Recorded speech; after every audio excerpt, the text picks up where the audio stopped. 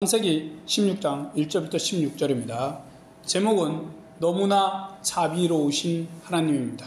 창세기 16장 1절부터 16절 제목 너무나 자비로우신 하나님. 시편 123편에는 이런 말씀이 나옵니다. 하늘에 계신 주여, 내가 눈을 들어 주께 향하나이다. 종의 눈이 그 상전의 손을, 여호와의 눈이 그 주모의 손을 바람같이 우리 눈이 여호와 우리 하나님을 바라며 우리를 긍휼히 여기시기를 기다리나이다. 여호와여, 우리를 긍휼히 여기시고 긍휼히 여기소서. 심한 멸시가 우리에게 넘치나이다. 평안한 자의 초소와 교만한 자의 멸시가 우리 심령에 넘치나이다.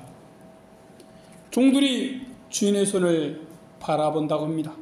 손은 어떤 것을 잡거나 주는 신체지요. 주인의 손을 종이 바라본다는 건 자신에게 무언가 해주기를 간절히 바란다는 의미입니다. 주인이 자신을 긍휼히 여겨 먹을 것, 입을 것 등을 자비로 베풀길 바라는 것입니다. 또는 주인이 자신의 생명과 미래를 자비로 구원해 주길 구하는 것일 수도 있습니다. 이러한 종의 마음으로 시편 기자는 하나님을 바라봅니다.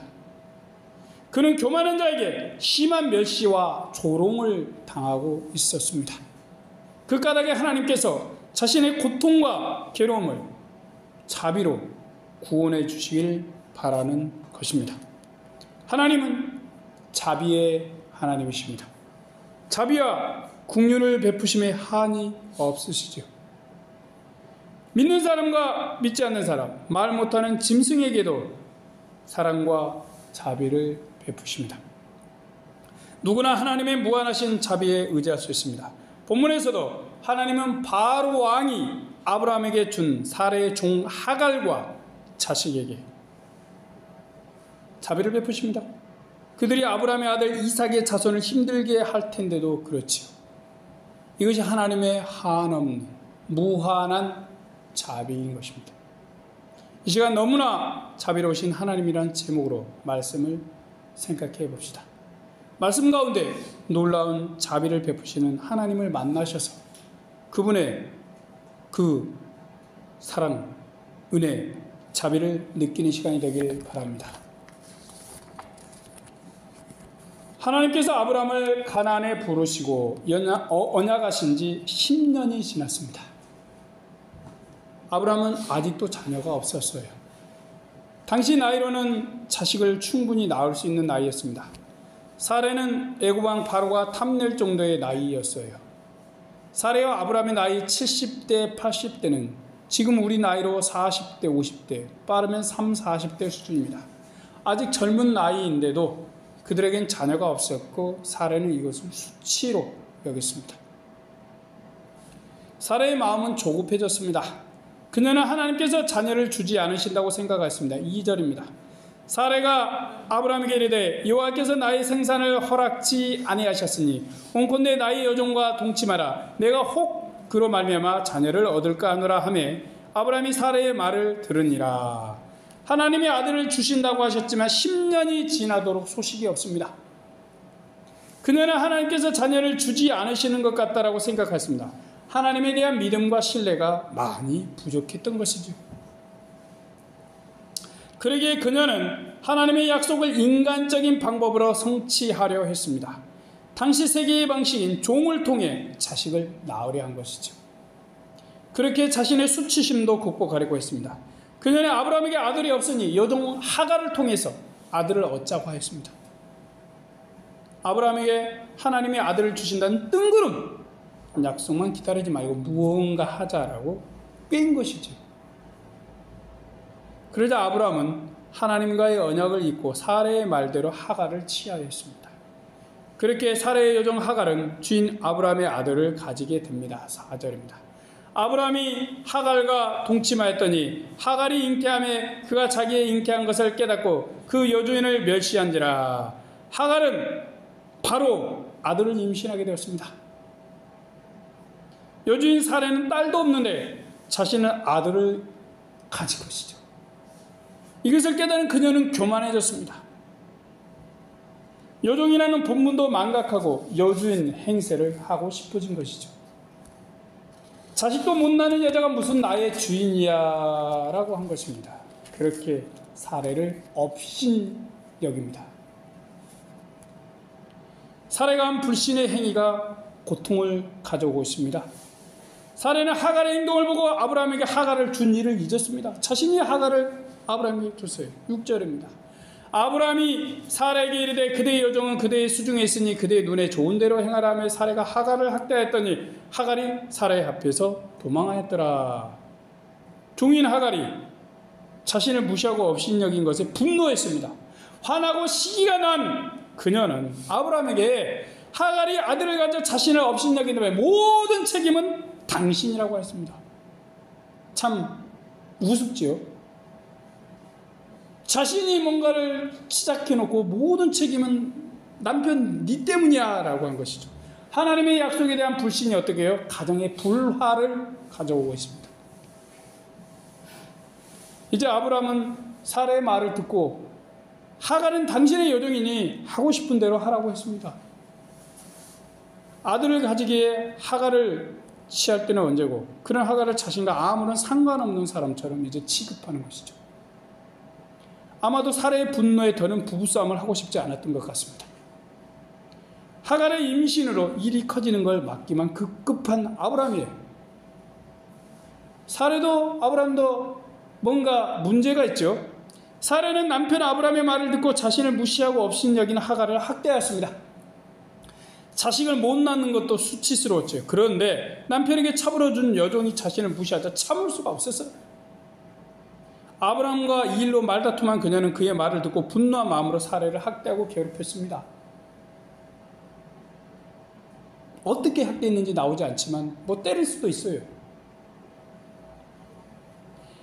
아들을 가져서 무언가 된 것처럼 행세하던 하갈은 자신의 자리가 다시 추락했음을 알았습니다. 부인인 줄 알았더니 다시 종이 되어버렸어요. 그래서 그녀는 아브라함 집에서 도망을 갔습니다. 그때 여호와의 사자가 하갈을 찾아왔어요. 9절입니다. 여호와의 사자가 그에게 이르되 내 여주인에게로 돌아가서 그 수하에 복종하라. 자, 하나님은 교만한 행동을 하고 도망치던 하갈을 전혀 책망치 않으십니다. 반대로 그녀의 어려움을 들어주셨습니다. 참으로 자비로우신 하나님이 아니십니까? 그녀를 어루만져 주시는 하나님은 사례가 학대하더라고 복종하라고 하셨습니다. 하나님은 그녀가 이 말씀에 오해하지 않도록 아들을 낳을 것이니 이스마엘이라 지으라고 하셨습니다. 그 뜻은 하나님께서 들으신다는 의미입니다. 하나님께서 너의 마음을, 너의 아픔과 고통을 들어주신다. 그게 이스마엘이라는 것이죠. 하나님께서 이방 여인 하갈의 잘못까지 긍휼히 여기시고 자비를 베푸십니다. 그러나 하나님은 이스마엘의 자손들이 번성할 걸 약속하셨습니다. 그들이 약속의 자손을, 그 자손들을 괴롭힐 게 확실한데도 그러신 것입니다. 얼마나 사랑과 자비가 크신 하나님이십니까? 대단하신 하나님 아니십니까? 약속의 자손이 아닌 육신의 자손들인데도 그렇게 사랑과 은혜와 자비를 베푸신 것이죠. 하나님은 이스마엘의 자손이 들나귀처럼 될 것이라 하셨습니다. 들나귀, 힘도 세고 건강하죠. 그의 자손은 아브라함의 아들 이삭의 자손 옆에 동방에 삽니다. 이스라엘 후손들 옆 척박한 곳에 들나귀처럼 살면서 그들을 공격할 것입니다.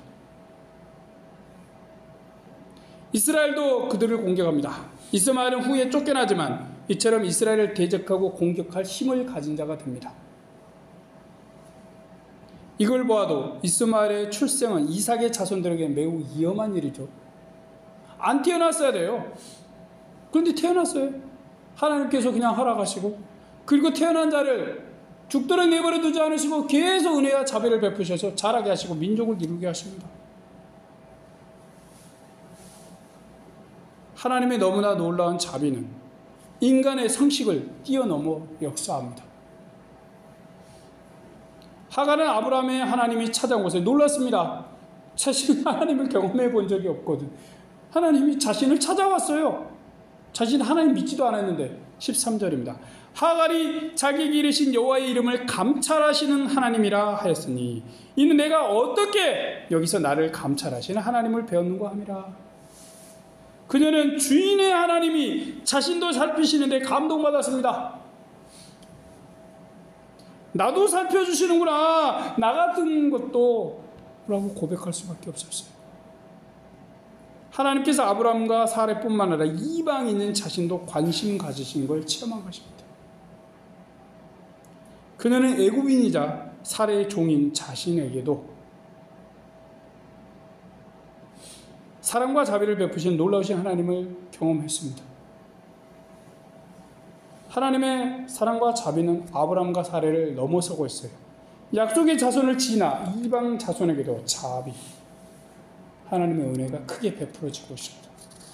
하나님의 택한 백성이 아닌 하갈과 이스마엘에게까지 정말 크고 놀라우신 자비가 이루고 있어요. 하나님의 사랑과 자비가요.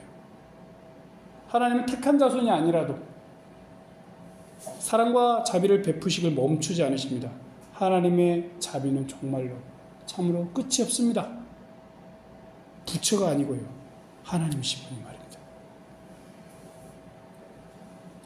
이방인 하갈과 그 아들에 대한 무한한 자비는 전혀 뜻밖입니다. 거기다 하나님은 잘못한 아브라함과 사례도 꾸짖지 아니하십니다. 하갈이 이스마엘을 낳을 때가 아브라함 나이 86세입니다. 그 13년 뒤 그의 나이 99세 때 하나님께서 또 찾아오십니다. 그리고 하나님 앞에서 완전하라고 하십니다. 하나님의 약속을 완전히 신뢰하라는 것이죠. 아브라함과 사례의 죄와 잘못을 꾸짖는 게 아니십니다. 믿음 부족에 대해 말씀하시고 철저히 믿으라 주문하신 것이죠. 아브라함과 사례 그리고 하갈과 이스마엘에게도 너무나 자비로우신 하나님이신 것입니다. 하나님은 우리를 사랑하셔서 약속을 주시고 지켜가십니다. 반면에 우리 사람은 하나님의 때를 잘 기다리지 못합니다. 믿음의 인내 부족으로 신앙적인 방법이 아닌 인간적인 방법을 가끔 동원합니다. 수단 방법 가리지 않고 돈을 벌고는 하나님이 복 주셨다라고 합니다. 그러나 이것은 하나님의 방법이 아니지요. 세상적 방법입니다. 아브라함과 사례도 하나님의 약속을 믿지 못하고 여종을 통해서 자식을 가지려고 했습니다. 이것이 우리 사람입니다. 하나님을 믿는 사람도 자주 하나님을 신뢰하지 못하고 생각대로 행동합니다.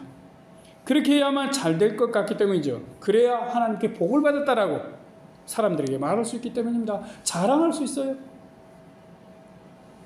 아브라함과 사례도 이런 마음 때문에 약속을 벗어나 행동을 했습니다. 하나님은 이런 걸 아시기에 아브라함과의 언약에서 그가 지켜야 할 걸 모두 다 없애버리셨습니다. 그래서 아브라함이 지킬 걸 없어요. 믿기만 하면 되는 거예요. 신뢰만 하면. 약속. 지난주에도 약속 이야기가 나왔지만 우리는 약속을 잘 지키지 못합니다. 누군가 우리 말을 들어주지 않으면 때때로 화가 납니다. 내 남편이, 아내가 혹은 내 자녀나 친구가 말을 들어주지 않으면 속상하죠. 하나님은 어떠실까요? 우리는 하나님의 말씀을 잘 듣는 편입니까? 아마도 우리는 스스로 하나님의 말씀을 잘 듣고 있다고 생각할지도 모릅니다. 저도 그런 생각이 가끔씩 드니까요. 그렇지만 하나님도 그렇게 생각하실까요? 성경에서 보는 인물들은 하나님을 잘 믿다가 엉뚱한 구덩이에 잘 빠집니다. 목숨을 걸고 승리하고서는 여자의 유혹에 범죄합니다. 적의 대군을 이기지만 자신의 욕심에는 집니다. 성경은 우리 인간이 하나님을 믿는 게 얼마나 어느 수준인지 여실히 낱낱이 보여주고 있습니다. 우리가 성경의 인물이라면 어떨까요? 우리는 더 잘할 수 있을까요? 우리가 갈렙과 여호수아나 다니엘처럼 행하리라 장담할 수 있나요? 다윗과 히스기야는 믿음의 사람이었습니다. 그러나 이들은 전적으로 하나님의 모든 뜻을 행한 것이 아닙니다. 아주 중요한 믿음의 일을 행하고는 작은 데서 하나님의 신뢰를 저버렸습니다. 물론 그들이 하나님을 믿지 않는 건 아닙니다. 그럼에도 실수나 잘못을 하고 죄도 짓는 연약한 인간이었어요. 그 기도 응답을 받고의 말입니다. 우리는 하나님을 믿어도 실수나 잘못을 범할 수가 있습니다. 스스로 그런 일이 없을 것이라고 믿는다면 조심해야겠죠. 우리가 잘 아는 말씀처럼 서 있다라고 생각하는 자는, 그런 사람은 넘어질까 주의하라고 말씀하고 있습니다. 우리를 어쩌면 넘어지는 오뚜기인지 모릅니다. 오뚜기는 넘어지는 것 같지만 다시 일어납니다. 완전히 넘어지는 게 아니죠. 이렇게 있다가 이렇게 일어나고, 이렇게 있다가 이렇게 일어나고. 아무리 밀어도 안 넘어져요. 예전에 어릴 때 아무리 밀어도 안 넘어져요. 은근히 화가 나던데. 그래도 부떡부떡 일어납니다. 이게 오뚜기예요. 왜 그럴까요? 우리가 오뚜기로 태어나서인가요? 우리를 완전히 넘어지지 않도록 지탱해주는 힘이 있기 때문입니다. 오뚜기는 뭐예요? 가운데 이 속에 뭐가 있죠? 이게 중심이 있어요. 그래서 계속 일어나는 거예요. 그처럼 우리 속에 힘이 있어요. 그 힘은 뭐예요? 무한히 크신 하나님의 자비입니다. 사람은 심판을 받아도 할 말이 없을 만큼 악해졌습니다. 성범죄와 성적인 타락과 성을 역행으로 사용하는 일이 빈번하지. 돈에 대한 탐욕이 너무나 커서 자신의 욕심으로 다른 이가 피해보고 상처 입어도 상관하지 않습니다. 우리만 부자 되고 잘 살면 된다는 생각이에요. 그런데도 우리는 살고 있습니다. 세상은 노아 때와 소돔과 고모라 때처럼 망하지 않고 계속되고 있습니다. 우리는 오늘 밤 자고 일어나면 내일이 오리라 믿습니다. 이 확신과 신뢰가 어디서 오나요? 세상은 날로 악해져 가지만 우리에게 내일이 있을 걸 우리는 믿습니다. 그것은 어디서 오나요? 우리 하나님을 신뢰하는 데서입니다. 구체적으로는 우리와 세상이 잘못하고 악해도 하나님의 자비로우심이 함께할 걸 믿기 때문입니다. 세상을 보면 이 지구가 아직 온전한 게 신기합니다. 사람들은 날마다 범죄하고 악을 행합니다. 우리가 예배드리고 말씀을 듣는 이 시간도 어느 곳에서는 누군가 범죄를 하고 있습니다. 만약 하나님께서 그것만 보신다면 우리는 걱정이 될 수밖에 없겠죠. 그러나 하나님은 사람들의 죄를 많이 참으십니다. 우리의 잘못도 너그러이 자주 넘기십니다. 하나님의 자비하심이 우리를 봐주시고 살펴주십니다. 이런 자비가 하갈을 감찰하시고 도우셨습니다.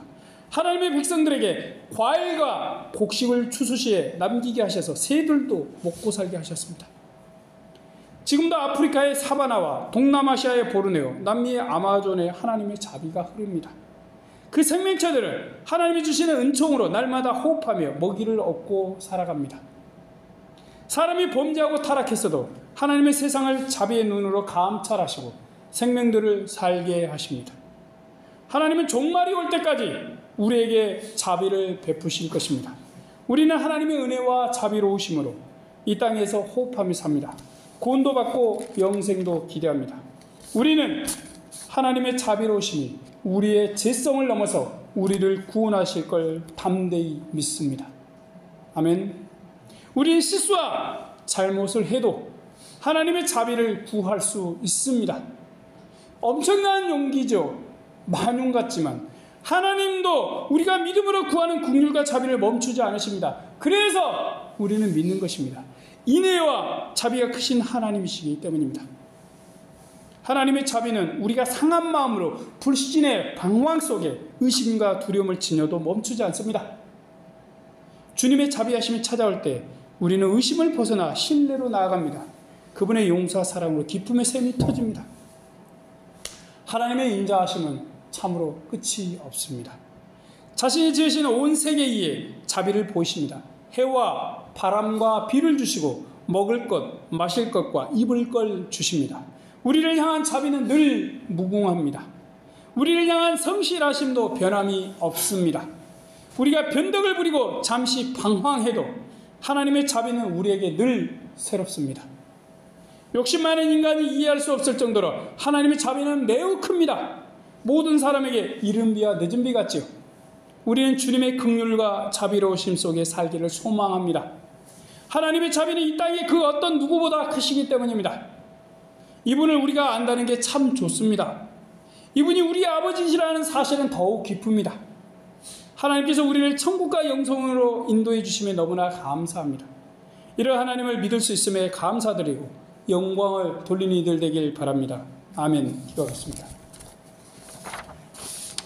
하나님, 똑똑한 주님의 말씀을 전했습니다.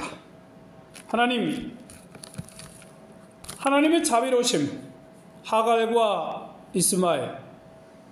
하갈이 낳은 이스마엘은 하나님을 믿지 않습니다. 아니, 하갈도 하나님을 제대로 믿지 않았습니다. 하지만 그럼에도 불구하고 하나님은 은혜를 베푸셨습니다. 그들을 민족이 되게 하시고, 그들이 분명히 이스라엘 민족을 괴롭히고 고통을 줄 것을 아심에도 불구하고, 그럼에도 불구하고 자비를 베푸셨습니다. 그들을. 하나님의 자비는 얼마나 크십니까? 그 자비가 오늘날 우리가 있게 되었습니다. 하나님의 그 사랑과 자비로 인해서 예수님이 이 땅에 오셔서 정말 우리 악한 죄인들을 용서해 주시고 사랑해 주셨습니다. 그리고 지금도 용서해 주십니다. 교회 다닌다는 사람들 죄를 참 많이 짓습니다. 물론 세상 사람보다 덜 짓지만 말입니다. 목회자들도 죄를 잘 짓습니다. 돈 욕심도 많고요. 교회도 최대한 크게 어떻게 해선 세워보고 그걸 위해서 온갖 일을 합니다. 뭔가 자리도 오르려고 노력합니다. 하지만 그런 게 다 무슨 소용이 있습니까? 하나님의 은혜와 사랑이 우리를 하나님의 자녀 삼으시고 왕자와 공주 삼으셨던 것, 그것보다 더 큰 은혜가 있습니까? 우리에게 영생이 있고 우리에게 영원한 삶이 있고 그 삶이 기쁨이 영원하다는 사실, 지금은 힘든 것도 있고 어려운 것도 있고 경제적으로도 어렵습니다. 사반돼서 어렵다고 합니다. 하지만 하나님, 우리는 하나님께 소망을 둡니다. 우리 대한민국 국민들 좀 똑똑해지게 하여 주십시고 지혜롭게 하여 주십시고 하나님의 뜻을 잘 추구하게 하십시고 자신들의 욕심과 욕망을 따라가지 않게 도와주십시고, 특히 교회 다니는 이들 자기들 욕심이 아닌 하나님의 뜻을 추구하게 하십시고 하나님을 사랑하고 사람을 사랑할 줄 아는 우리 모두 되게 도와주십시오. 예수님의 이름으로 기도드립니다. 아멘.